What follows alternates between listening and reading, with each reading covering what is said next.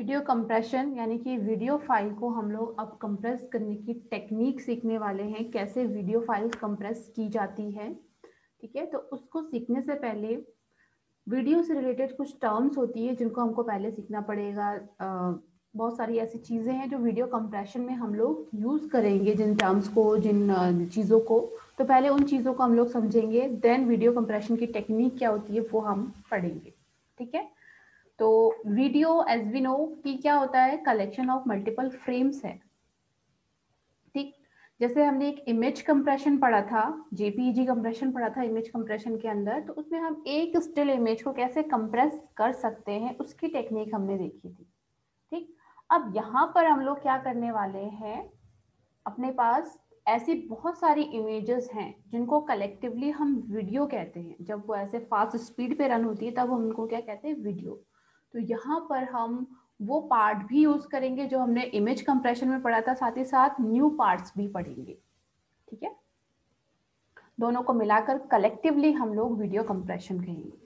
अब पहले वो टर्म्स हम लोग डिस्कस कर लेते हैं जो कि हमारे वीडियो कंप्रेशन में यूज में आने वाली है। So first of all, what is video compression and why it is needed? So the goal of video compression is to massively reduce the amount of data required to store the digital video file.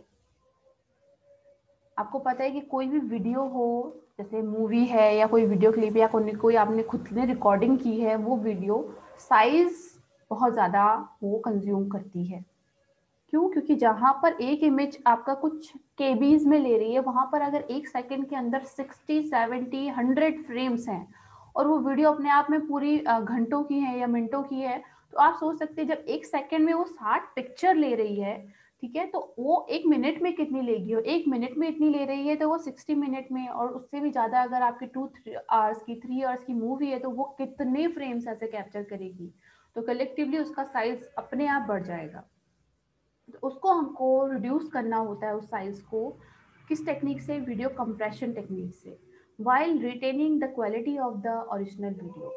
Size कम करना है but उसकी quality को भी manage करके रखना है, कि ऐसा ना हो कि हमने कंप्रेशन तो बहुत अच्छा अचीव कर लिया लेकिन जो आपको कंप्रेशन के बाद फाइल मिली वो किसी काम की ना हो। तो ऐसा कंप्रेशन भी हमको नहीं चाहिए। हमको साइज रिड्यूस करना है बट क्वालिटी को मेंटेन करते हुए, कि जब हम उस वीडियो को वापस से प्ले करें आफ्टर कंप्रेशन तो वो उसकी क्वालिटी पे कुछ ज़्यादा इफेक्ट ना हो। इफेक्ट तो पड़ेगा बट नोटिसेबल ना हो वो इफेक्ट।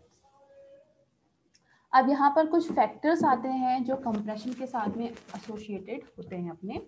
तो पहला है इसमें compression ratio, then lossless versus lossy, then interframe versus intraframe, and then bit rate control. ये कुछ अलग अलग टर्म्स हैं जो कि कंप्रेशन में, वीडियो कंप्रेशन में यूज में आती है।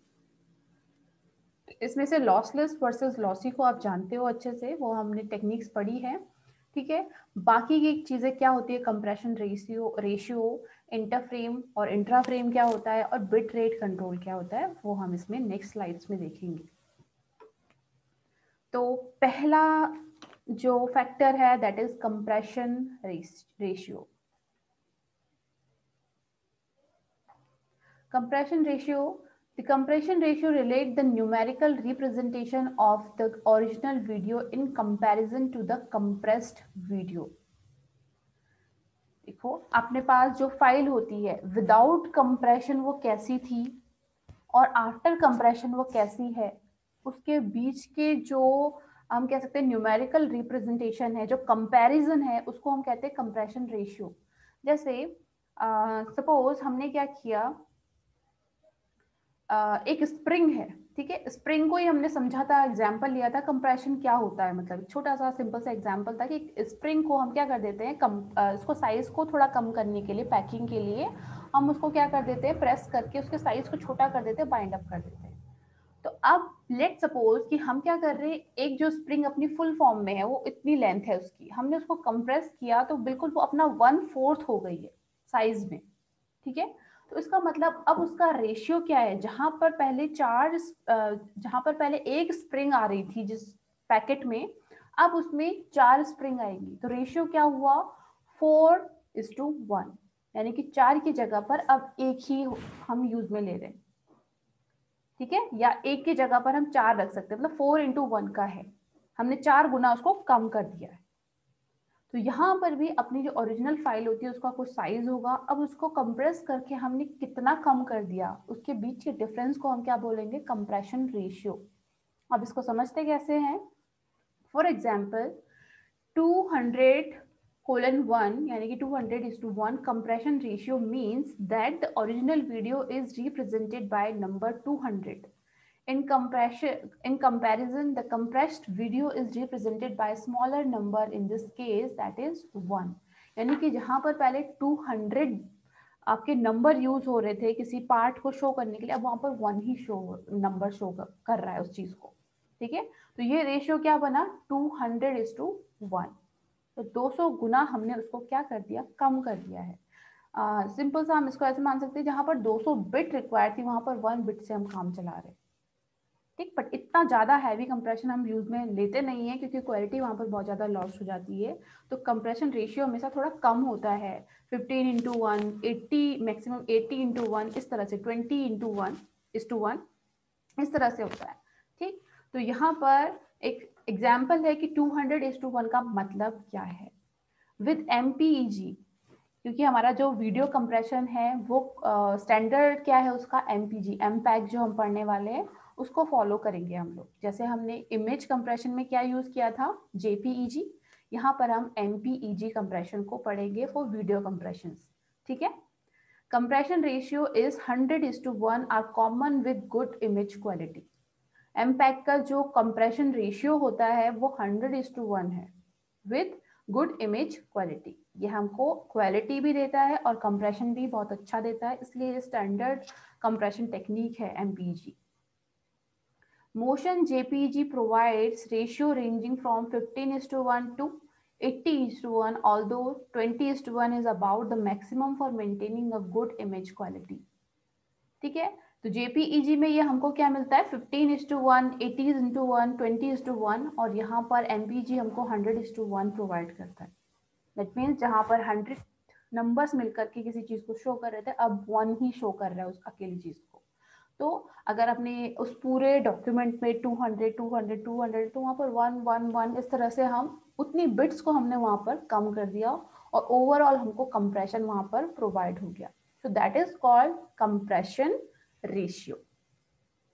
किसका कंपैरिजन हो रहा है यहाँ पर, original image versus compressed image, ठीक है। तो ओरिजिनल इमेज अगर आपकी पूरी इतने साइज में थी और आपकी कंप्रेस्ड इमेज इतने साइज में है, तो अब हम कंपेयर कर सकते हैं, ठीक है, कि इसके कंपैरिजन में रेशियो क्या है, कितनी रेशियो में हमने कम कर दिया है इसको, that will be that ratio, ठीक।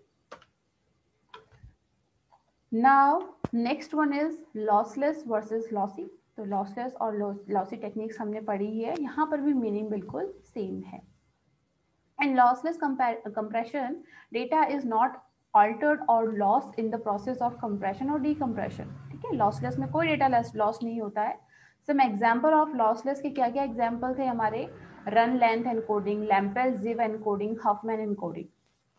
लॉसी कंप्रेशन कहाँ पर यूज होता है, पिक्चर्स वीडियो में, जहां पर कि हमको थोड़ा बहुत लॉस मिलता है after compression. Some examples are JPEG, MPG और ये वाला वीडियो कोडिंग एल्गोरिथम वाला,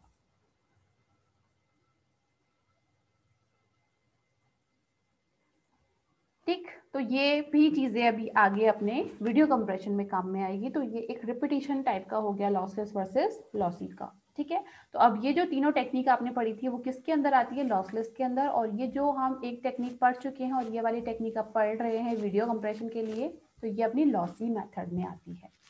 हाँ खुशी, आपका क्या क्वेश्चन है, कैलकुलेट कैसे करते हैं। तो कैलकुलेट हम नहीं करते हैं, ये जो कंप्रेशन की टेक्निक्स बनी हुई है JPEG, MPEG, ये ऑलरेडी डिजाइन टेक्निक्स हैं।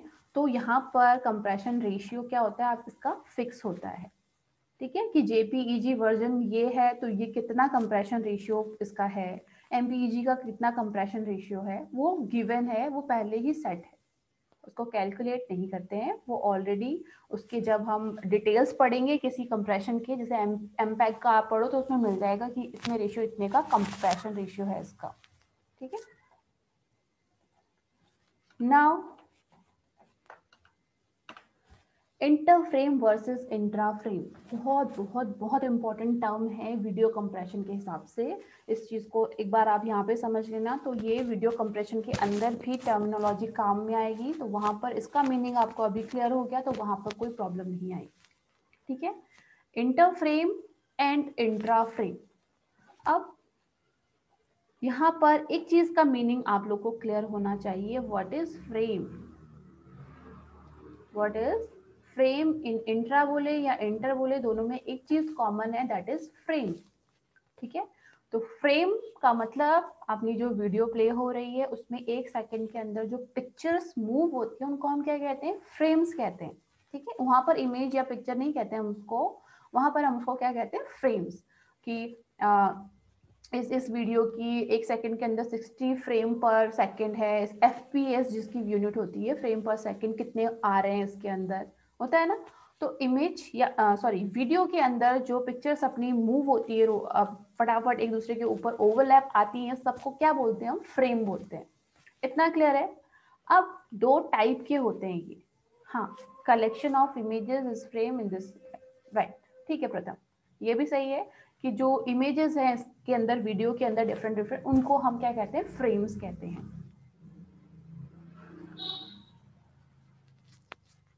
हाँ पवन, आप क्या कह रहे हैं, boundary of your pictures, boundary means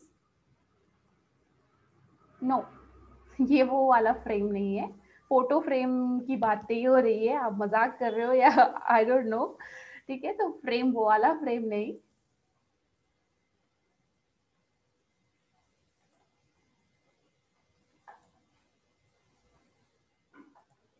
ठीक है, वो फ्रेम अलग है। ये फ्रेम का मतलब आपका एक पिक्चर आया, देन नेक्स्ट पिक्चर आया, देन नेक्स्ट पिक्चर आया, उस चीज की बात हो रही है, तो that is called frame in a video. ठीक, मजाक, चलो कोई बात नहीं, बीच बीच में हो सकता है, बट एक रिदम टूट जाता है पढ़ाने का। ठीक है, तो इसलिए ध्यान रखना कि जब टॉपिक ओवर हो जाए तो ठीक है, मस्ती मजाक ठीक है, बट बीच में ऐसे करोगे तो फिर देखो अब कहाँ थे हम, दोबारा ढूंढना पड़ेगा कि कहाँ से स्टार्ट करना है।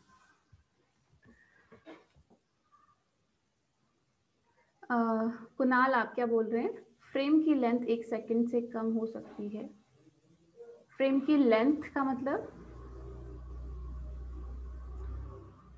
फ्रेम की लेंथ का मतलब देखो, एक सेकंड के अंदर जो नॉर्मल से नॉर्मल अगर भी कोई वीडियो चल रही है ना, तो उसके अंदर भी minimum minimum 25 to 30 frame, 30 frame minimum है कि उतने तो पास होते ही है, चाहे वो टीवी में आप देख रहे हो, चाहे किसी ओल्ड से ओल्ड डिवाइस में देख रहे हो, किसी चीज में देख रहे हो, तो अगर वहां पर वीडियो प्ले हो रही है, दैट मीन्स एक सेकंड के अंदर 30 फ्रेम तो पास हो ही गए हैं।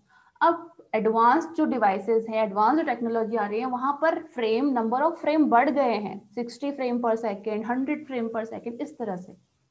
ठीक है, तो फ्रेम लेंथ नहीं, फ्रेम लेंथ तो इमेज तो अपने फिक्स है। ठीक है, एक आएगी, वो जो टाइम है 1 सेकेंड, उसके अंदर कितनी कितने फ्रेम रिपीट कर दिए उसने, that is frame rate. Okay, चलो वापस आ जाते हैं अपने inter frame and intra frame पर। तो ये है आपका इंटर फ्रेम। ओके, मैं आपको फ्रेम का एक मेरे पास यहाँ पर इमेज है वो शो कर देती हूँ, तो जिन लोगों को भी थोड़ा सा भी डाउट हो वो क्लियर हो जाएगा। ये वाला देखो, दिख रहा है स्क्रीन पर, कुछ न्यूज एंकर टाइप के एक इंसान बैठे हैं यहाँ पर। ठीक है, तो जैसे सपोज हम कोई न्यूज सुन रहे हैं, तो वहां पर एंकर बैठा है हमारे सामने टीवी पे, जैसे न्यूज रीडिंग करते हैं वो लोग, तो वहां पर क्या हो रहा है, उनका जो सारे बैकग्राउंड है, उनकी जो पोजीशन है वो फिक्स रहती है, लेकिन उनका मुंह तो चल रहा है, वो जो क्या है, वो वीडियो की तरह हमको दिख रहा है, लेकिन एक्चुअली आपके जो टीवी है उसका रिसीवर क्या कैच कर रहा है, पिक्चर्स कैच कर रहा है। ठीक है, पहले उसने अगर ए कहा फिर बी कह रहा है, तो वो जो मोशन है वो आपको क्यों दिखाई देता है, क्योंकि वो जो फ्रेम है वो बहुत फास्ट आ रहे हैं आपके सिस्टम पे, और आप उसको आइडेंटिफाई नहीं कर पा रहे कि हम पिक्चर देख रहे हैं, एक के बाद एक पिक्चर दे रहे हैं, हम कोई चलती हुई वीडियो नहीं देख रहे हैं। जैसे अगर कोई एल्बम अगर आप देखो, ठीक है, आपके घर पे सपोज कोई एल्बम हो और वहां पर कंटिन्यूसली किसी फंक्शन की आपने कंटिन्यूस फोटोग्राफ लेके रखी है, और सब की सब आपने अपने एल्बम में अटैच कर दी, तो अगर आप उनको फटाफट फ्लिप करो तो आपको ऐसा लगेगा वो पूरा मोशन चल रहा है। तो जब आपके हाथ से करने पे वो एक मोशन की तरह दिख सकता है, तो ये तो एक डिवाइस है जिसके अंदर फास्ट प्रोसेसर्स लगे हुए हैं, तो वो कितना फास्ट इस काम को करेगा कि आपको वो चीज वीडियो की तरह चलती हुई दिखाई देती है, बिल्कुल ऐसे जैसे कि आपकी स्क्रीन पर अभी मैं बोलती हुई दिखाई दे रही होंगी। तो वो भी आपको जो भी डिवाइस यूज कर रहे हो, लैपटॉप, कंप्यूटर या फिर आप कुछ भी फोन यूज कर रहे हो, तो वहां पर भी वो फ्रेम्स आ रहे हैं, ना कि पूरी वीडियो। मेरे सिस्टम से भी वो फ्रेम्स में जा रहे हैं और आपके सिस्टम पे भी वो फ्रेम कैच हो रहे हैं, बट इतने फास्ट स्पीड में रन हो रहे हैं कि हमको नहीं पता चलता है कि वो मल्टीपल इमेजेस या मल्टीपल फ्रेम्स हैं। ठीक, तो अब ये जो अपने फ्रेम्स हैं, यहाँ पर दो टर्म आते हैं फ्रेम से related, inter frame and intra frame. ठीक, inter frame and intra frame क्या होते हैं? अच्छा, इंटर का मतलब बाहर की तरफ और इंट्रा का मतलब अंदर, विद इन। इंट्रा का मतलब विद इन और इंटर का मतलब आउटसाइड। ठीक है, इसको इस तरह से आप रिलेट कर सकते हो, intra means with in and inter means with outside. ठीक है, जैसे हमने पहले भी पढ़ा था इंटरनेट एंड इंट्रानेट। इंट्रानेट मतलब अंदर का नेटवर्क, किसी ऑर्गेनाइजेशन के अंदर का जो नेटवर्क है, दैट इज इंट्रानेट। और इंटरनेट मतलब आउटसाइड ऑफ दैट इंट्रानेट, या उसकी कंपनी से, ऑर्गेनाइजेशन से बाहर जो वर्ल्ड से कनेक्टेड है वो, दैट इज इंटरनेट। ऐसे ही अगर कोई गेम्स हो रहे हैं कॉलेजेस के बीच में, ठीक है, तो उसको हम क्या कहते हैं? Inter college tournament. ठीक है, कि मल्टीपल कॉलेजेस मिलकर के कोई उन्होंने कुछ ऑर्गेनाइज किया है, गेम्स हो रहे हैं, पार्टिसिपेट कर रहे हैं, तो कॉलेज के बाहर की लोगों से हम इंटरेक्ट जब कर रहे हैं। इंट्रा मीन, सपोज किसी कॉलेज के अंदर ही डिफरेंट डिफरेंट क्लासेस के बीच में मैचेस हो रहे हैं, तो उसको हम क्या कहते हैं? Intra college. ठीक है, तो यहाँ पर भी मीनिंग सेम है इंटर और इंट्रा की। तो आगे जब हम कंप्रेशन पढ़ेंगे तो वहां पर दोनों चीजें यूज में हम लेंगे, इंटर फ्रेम भी और इंट्रा फ्रेम भी। इंटर फ्रेम का मतलब होगा कि जब हम मल्टीपल फ्रेम्स को इंक्लूड करके कोई कंप्रेशन टेक्निक यूज कर रहे हैं, वहां पर जहां पर बहुत सारे अलग अलग फ्रेम्स को हम यूज कर रहे हैं, that will B inter frame. और जब हम एक ही फ्रेम को उठाकर, कोई दूसरा फ्रेम हमने यूज नहीं किया, एक ही फ्रेम को उठाकर लेकर आए और उसको हम कंप्रेशन के लिए यूज कर रहे हैं, that will B intra frame. ठीक है, तो मीनिंग बिल्कुल क्लियर होनी चाहिए यहाँ पर आप लोगों को इंटर फ्रेम और इंट्रा फ्रेम की। बाकी टेक्निक में जब हम इस चीज को यूज करेंगे तो आप समझ जाएंगे कि इनका मतलब, इनका यूज क्या है वहां पर। ठीक, सो अब इसके कुछ पॉइंट्स पे हम लोग आ जाते हैं। One of the most powerful technique for compressing video is interframe compression. सबसे मोस्ट पावरफुल टेक्निक जो है कंप्रेशन की, that is interframe compression. Interframe compression uses one or more earlier or later frames in a sequence to compress the current frame, while intra-frame compression uses only the current frame, which is effectively image compression. Intra frame का simple सा meaning हम समझ सकते हैं कि जैसे हमने JPEG पढ़ा था ना, that is intra frame compression, यानी कि एक ही फ्रेम के अंदर की बिट्स को हम रिड्यूस कर रहे हैं। दूसरे फ्रेम को तो हमको कोई मतलब ही नहीं था, वहां पर तो एक ही इमेज है, पर यहाँ पर अपने पास डिफरेंट डिफरेंट इमेजेस हैं। तो अगर हम कहें कि इंट्रा फ्रेम का मतलब होता है जेपीईजी की तरह कंप्रेशन, तो वो बिल्कुल करेक्ट होगा, बिल्कुल जेपीईजी जैसा कंप्रेशन, जिसके अंदर कि हम एक ही फ्रेम को उठा के लाएंगे और उसको कंप्रेस करेंगे। लेकिन इंट्रा फ्रेम में हम क्या करेंगे? वन और मोर देन वन फ्रेम को हम इंक्लूड करेंगे टू कंप्रेस अ वीडियो। ठीक है, मोर देन वन फ्रेम को हम इंक्लूड करेंगे वहां पर, और ये वाली टेक्निक सबसे ज्यादा मोस्ट यूजफुल टेक्निक है, पावरफुल टेक्निक है। कैसे, वो हम आगे की क्लासेस में देखेंगे, नेक्स्ट क्लास में पता चल जाएगा। Since interframe compression copies data from one frame to another, if the original frame is simply cut out or lost in transmission, then the following frame cannot be reconstructed properly. लेकिन ये जो powerful technique हमने बोला इंटरफ्रेम, इसके अंदर जो compression हम करते हैं, जो कंप्रेशन हम यूज करते हैं उसके अंदर अगर अपना वो मेन फ्रेम मिस हो जाए, जिसपे कि हमने सारी कोडिंग लगा के रखी है कि इस फ्रेम की हेल्प से हम दूसरे फ्रेम बना सकते हैं बाद में, ठीक है, अगर वो फ्रेम अपना लॉस्ट हो जाए तो फिर हम दोबारा से उस वीडियो को रिकंस्ट्रक्ट नहीं कर पाते हैं। ये भी थोड़ा सा ध्यान में रखना पड़ता है हमको कि हम किस तरह से इस पे कंप्रेशन अप्लाई करें, ठीक है। और ये जो पॉइंट है आपका सेकंड वाला, वो जब हम कंप्रेशन टेक्निक पढ़ेंगे तो आपको ये पॉइंट अपने आप क्लियर हो जाएगा। तो ये थे inter frame and intra frame क्या होते हैं अपने। अब yes Nitesh,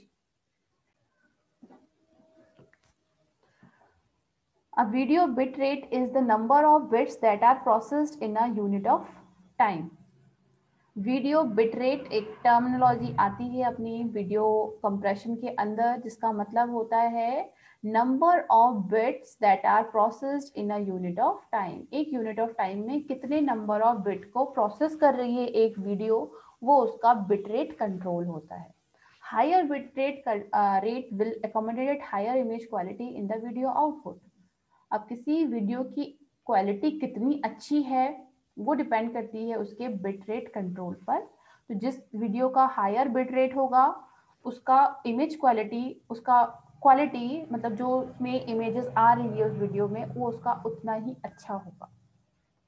Good compression system should allow the user to instruct the compression hardware and software which parameter are most important। जो आपकी कंप्रेशन सिस्टम होता है, अलग अलग टाइप के आपको कंप्रेशन टेक्निक मिलेंगी। कई कंप्रेशन टेक्निक ऐसी होंगी जो बहुत अच्छा कंप्रेशन दे रही होगी एज कंपेयर टू एमपैक भी, लेकिन कंप्रेशन का मतलब ये नहीं है कि जस्ट साइज को कम कर दो, क्वालिटी को भी तो मैनेज करके रखना है। तो हो सकता है कि एमपैक से अच्छी भी कोई टेक्निक हो जो ज्यादा कंप्रेशन प्रोवाइड कर रही है, लेकिन क्या वो क्वालिटी को मैनेज करके चल रही है, वो चीज दूसरी चीज है ना। जैसे आप फोन लेते हो, मोबाइल फोन लेते हो, कई मोबाइल फोन में कैमरा बहुत अच्छे मिलते हैं लेकिन वहां पर एंड्रॉइड पुराना होता है, प्रोसेसर की स्पीड इतनी अच्छी नहीं होती। कई जगह वो क्या कर देते हैं, उन चीजों को हाइड करके चलते हैं या उन चीजों को कम रखते हैं और जो आपको मेन फीचर है वो शो करते हैं खाली। तो अलग अलग फोन है तो सबकी अलग अलग, अगर आप डिस्क्रिप्शन चेक करो तो सबके अलग अलग चीजें होती है, रैम कितना है, ये कितना है, वो सब मिल करके अगर सब चीजें अच्छी दे रहा है कोई फोन तो ऑब्वियसली उसका रेट भी फिर उतना ही ज्यादा होता है ना। तो यहाँ पर भी वही चीज है, अच्छी कंप्रेशन टेक्निक किसको माना जाएगा, जो कि आपके बिट रेट को भी कंट्रोल करके चले, रेशियो भी अच्छा दे, क्वालिटी भी अच्छी दे, सब कुछ अच्छा दे। तो एमपैक इसीलिए स्टैंडर्ड फॉर्मेट है बिकॉज ये सारी चीजों को मैनेज करके चलता है। ओके तो आपका एक गुड कंप्रेशन सिस्टम यूजर को अलाउ करता है कि वो क्या करे कि इन सारे पैरामीटर को भी उनके इन जो चीजें हैं जिससे क्वालिटी आपकी इंप्रूव होती है, इन चीजों को भी साथ में लेके चले। ठीक, in some application frame rate में be of paramount importance while frame size is not.